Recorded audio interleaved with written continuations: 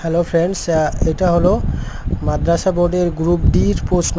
আজকের এই পরীক্ষা হয়েছিল, সেই পরীক্ষার প্রশ্নপত্র আমি হাতে লিখে তোমাদের জন্য দিলাম। তোমরা এটা প্র্যাকটিস করো, তোমাদের পরীক্ষাও ভালো হোক।